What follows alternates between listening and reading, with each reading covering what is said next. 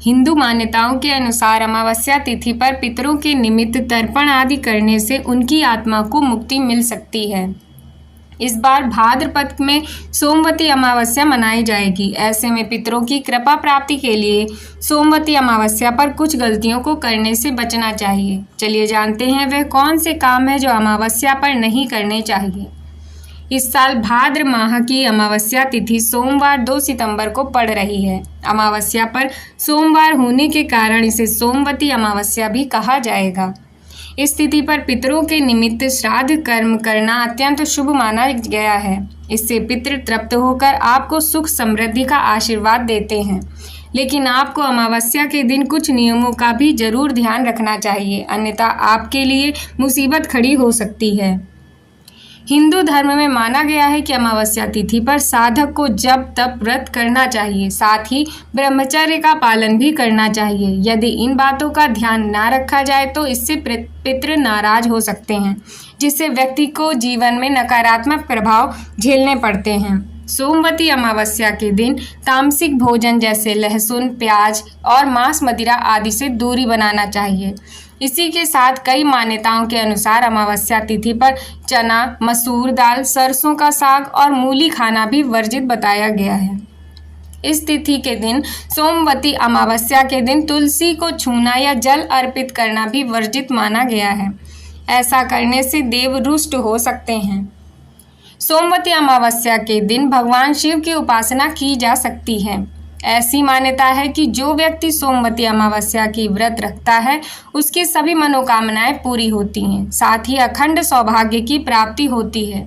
इस दिन सोमवती अमावस्या की कथा का पाठ जरूर श्रवण करना चाहिए। सोमवती अमावस्या का पाठ इस प्रकार है।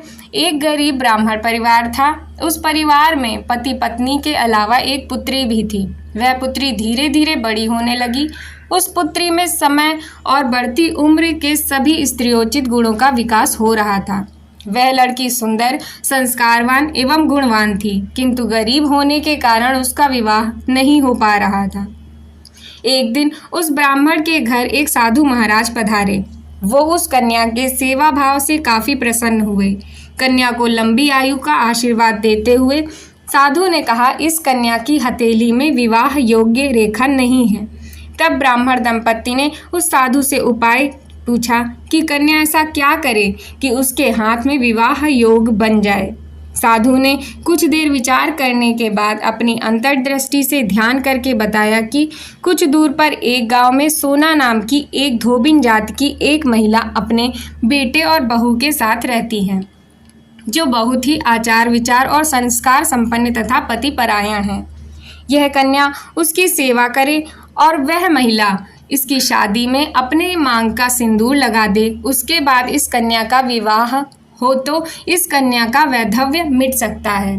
साधु ने यह भी बताया कि वह महिला कहीं आती जाती नहीं है।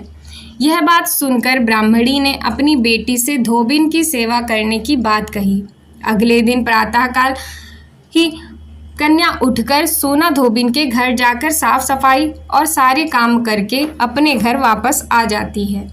एक दिन सोना धोबिन अपनी बहू से पूछती है कि तुम तो सुबह ही उठकर सारे काम कर लेती हो और पता भी नहीं चलता। बहू ने कहा, माँ जी, मैंने तो सोचा कि आप ही सुबह उठकर सारे काम खुद ही खत्म कर लेती हैं। मैं तो देर से उठती हूँ। इस पर दोनों सास बहू निगरानी करने लगी कि कौन है जो सुबह ही घर का सारा काम करके चला जाता है। कई दिनों बाद धोबी ने देखा कि एक कन्या अंधेरे में आती है और घर के सारे काम करने के बाद चली जाती है। जब वह जाने लगी तो सोना धोबी इसके पैर पर गिर पड़ी। पूछने लगी कि आप कौन हैं और इस तरह छुपकर मेरे घर की चाकरी क्यों करती हैं। तब कन्या ने साधु द्वारा कही गई सारी बात बताई। सोना धोबी पति परायण थी, उसने तेज था, वह तैयार हो गई। सोना धोबिन के पति थोड़ा अस्वस्थ थे।